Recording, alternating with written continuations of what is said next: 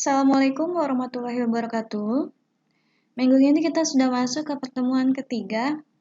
Pertemuan ketiga ini kita akan mencoba latihan studi kasus, yaitu membuat faktur penjualan. Nah, biasanya pada saat pembuatan faktur penjualan ini ada transaksi yang terjadi, yaitu transaksi penjualan. Nah, biasanya kalau ada transaksi penjualan, pasti akan ada yang namanya customer atau pembeli dan juga ada barang yang akan dibeli. Sehingga sebelum membuat faktur penjualan, kita juga harus sudah mempunyai tabel masternya. Tabel master yang kita buat, yang pertama yaitu tabel master barang, yang kedua tabel master customer. Yang pertama kita buat untuk master daftar barangnya. Di sini sudah saya buat untuk daftar barangnya apa saja dari kode K10 sampai dengan kode E33, kemudian ada nama barang beserta harganya. Nah, untuk membuat tampilannya lebih menarik, kita hapus garis-garisnya, garis baris dan kolomnya, klik tab view, kemudian unchecklist grid lines-nya. Jadi nanti garisnya akan terhapus, kemudian rename sheet-nya jadi daftar barang. Selanjutnya, buat form daftar customer-nya sama seperti daftar barang. Ini dibuat daftar customer-nya, ada Alinsop, Semesta, toko utama, toko Philips, dan juga umum. Ada alamat, diskon, serta syarat pembayaran dari masing-masing customer-nya. Di-rename juga sheet-nya menjadi daftar customer, dan juga setting garisnya tidak terlihat atau unchecklist grid lines-nya. Oke, setelah membuat master barang dan customer, kita akan membuat faktur penjualannya. Langkahnya yang pertama, desain dulu tampilan fakturnya seperti ini. Ini tampilan fakturnya, didesain. Nah, untuk tanggalnya, di sini saya menggunakan fungsi tanggal, itu fungsinya sama dengan today, kurung buka dan kurung tutup, enter. Jadi dia akan otomatis memanggil tanggal hari ini. Ini tidak diinput manual, tapi otomatis tampil tanggal dibukanya Excel ini. Jangan lupa di-rename sheet-nya menjadi faktur penjualan. Nah, setelah mendesain, kita buat validasi customer-nya. Jadi nanti ketika kita memasukkan nama customer-nya, alamatnya akan muncul otomatis. Nah, caranya dibuat data validasi, diklik sel F7-nya, kemudian masuk ke tab data, pilih data validation. Nanti muncul data validation-nya seperti ini. Yang pertama di tab setting, allow-nya pilih list karena akan menggunakan listnya dalam bentuk combo box untuk nama-nama customer-nya. Kemudian source-nya ini kita akan mengambil nama-nama customer yang sudah kita simpan ke dalam sheet daftar customer ini. Jadi caranya source-nya, klikkan pada source ini, kemudian balik ke dalam sheet daftar customer-nya. Nanti akan muncul daftar customer ini. Kalian tinggal blok dari range A sampai dengan range A8, A4 sampai dengan range A8. Ini yang sudah diberi tanda kotak merah. Di blok, nanti otomatis source-nya akan berubah seperti ini. Sama dengan kutip daftar customer, kemudian dia akan mengambil range dari A4 sampai dengan A8. Kemudian nanti di input message-nya setting pesannya yaitu input nama customer-nya. Oke, selanjutnya setelah membuat validasi nama customer, sekarang kita buat untuk pemanggilan alamat customer-nya supaya alamatnya bisa terpanggil secara otomatis, yaitu dengan menggunakan fungsi VLOOKUP untuk alamat customer-nya.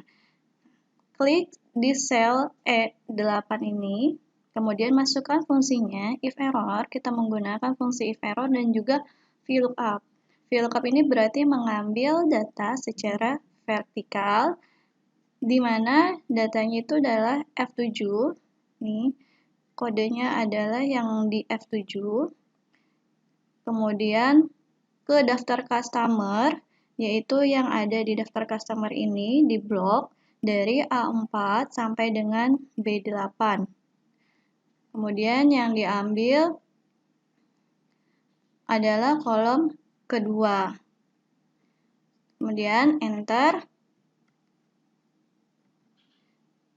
Jadi nanti ketika memasukkan tokonya Philips, maka alamatnya akan muncul secara otomatis.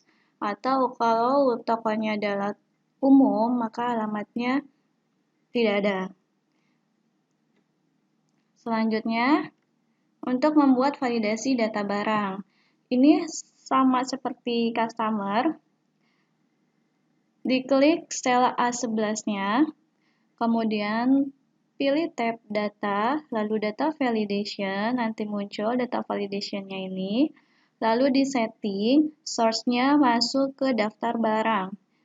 Tinggal diklik aja sheet daftar barangnya, kemudian nanti tampil daftar barangnya, ini kalian blok dari A4 sampai dengan A12.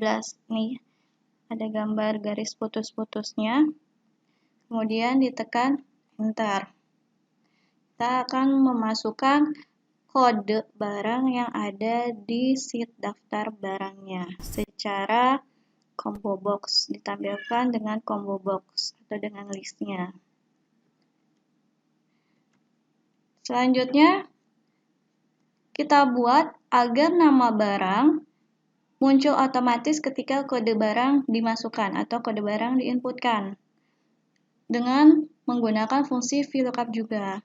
Nah, caranya pada sel B11 masukkan fungsi if error, VLOOKUP, kemudian A11, ini karena kita akan mengacu kepada A11, kode barangnya, A11, kemudian masuk ke dalam sheet daftar barang, lalu di blok seperti tadi, kemudian enter. Untuk harga barang, tinggal di drag aja dari nama barang, di drag ke samping atau rumusnya di copy dari nama barang ke harga.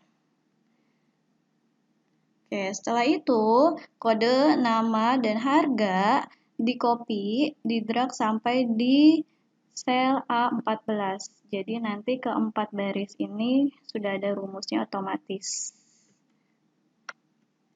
Nah, nanti hasilnya seperti ini. Jika kalian pilih kodenya K11, maka nama barangnya akan tampil secara otomatis, yaitu Acer 1435, dan harganya muncul otomatis sebesar 5.836.000. Kode barang yang kedua juga sama, kodenya H21, nama barangnya muncul otomatis, yaitu Nokia N70, dan harganya 1.193.000. Sampai dengan kode E31.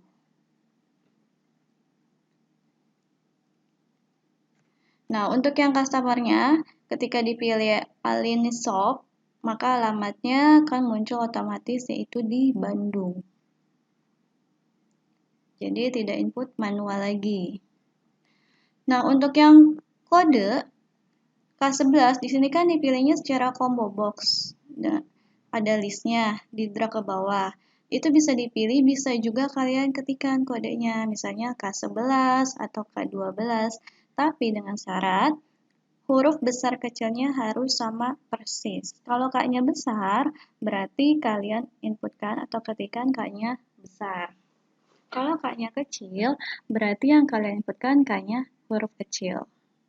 Jadi case sensitif. Oke, selanjutnya sudah memasukkan kode, nama, dan harga barang, lalu input manual untuk kuantitasnya, yaitu untuk kode K11, kuantitasnya 3, untuk Nokia N70, 2, Sony Ericsson 5, dan AC Sharp 1. Ini kuantitinya di input manual. Lalu untuk yang diskon. Diskon di sini kita juga menggunakan fungsi VLOOKUP untuk menghitung diskonnya berdasarkan dari masing-masing nama customer-nya. Jadi setiap customer mendapatkan diskonnya berbeda-beda.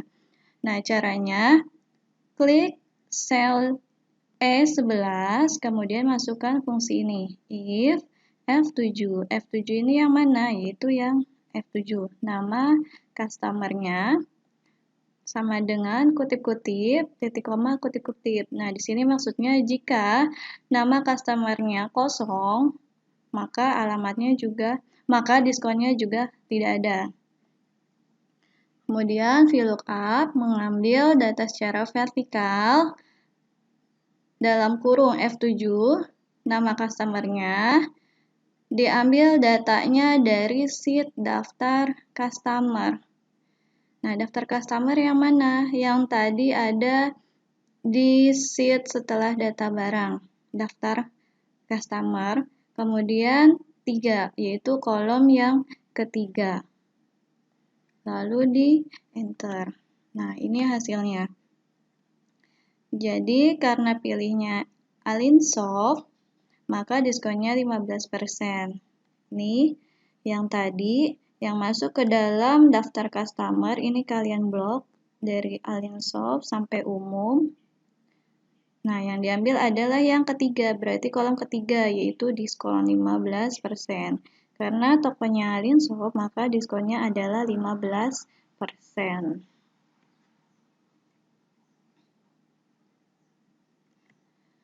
Lalu untuk menghitung total harga. Total harga didapat dari harga dikali kuantiti dikurangin diskon. Nah, rumusnya di sini sama dengan C11, yaitu harga C11 dikali D11 dikali kuantitinya, kemudian dikurang diskon. Diskon ini didapat dari mana? Dari diskon 15% dikali harga barang persatuannya. Jadi rumusnya seperti ini, sama dengan C11 dikali D11 dikurangin diskonnya dari E11 dikali C11. Oke, ini untuk totalnya per barangnya atau per barang. Lalu kita hitung grand total. Grand total ini menggunakan fungsi sum, yaitu menghitung seluruh totalnya. Dari barang ke-1, barang ke-2, barang ke-3, barang ke-4, totalnya yaitu 24.906.050. Lalu hitung PPN-nya 10%. PPN-nya dari 10% dari grand totalnya. Berarti rumusnya adalah sama dengan F15, ini grand total, dikali F16, dikali 10/100 atau 10%. Hasilnya adalah 2.490.605. Lalu total bayarnya tinggal dikurang F15 grand total dikurangin PPN. Hasilnya adalah 22.415.445. Oke, setelah membuat faktur penjualan, kita akan membuat menu utama di dalam Excel-nya. Jadi nanti bisa langsung masuk ke link-linknya. Contohnya, di sini jangan lupa rename ganti jadi menu utama. Lalu desainnya, kalian ambil bebas gambarnya, kopikan ke dalam Excel-nya ini. Ini saya ambil gambarnya. Kemudian masukkan save, tab insert, kemudian save, pilih yang bentuknya persegi panjang. Ini sebenarnya untuk tombolnya kalian bebas pilih yang mana saja. Di sini saya kasih yang persegi panjang. Kemudian klik kanan, edit text, teksnya ganti jadi menu barang. Di sini saya kasih nama menu barang untuk tombol yang pertama. Kemudian save-nya ini diklik kanan lalu pilih yang hyperlink. Nah, nanti tampil insert hyperlink seperti ini.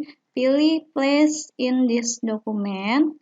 Kita pilih dari sheet yang sudah ada, yaitu dari daftar barang. Karena di sini tombol untuk menu barang. Pilihannya adalah daftar barang. Daftar barang yang ada di sheet ini, daftar barang.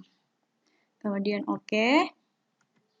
Nah, buat juga untuk yang menu customer dan juga untuk yang faktur.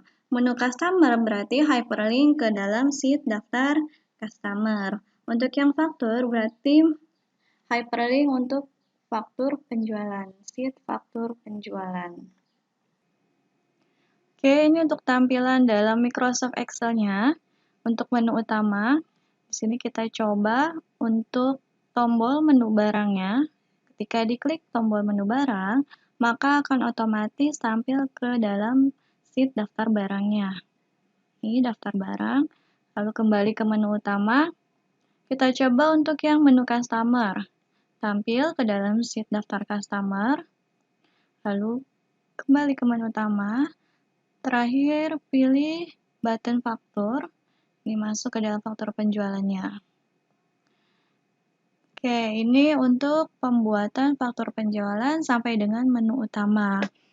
Ini bisa jadi referensi kalian pada saat membuat tugas proyek UTS dan UAS-nya ya. Jadi semoga materi ini bisa bermanfaat, bisa dimengerti kalian. Sampai sini untuk pertemuan 3. Kurang lebihnya saya mohon maaf. Terima kasih. Saya akhiri. Wassalamualaikum warahmatullahi wabarakatuh.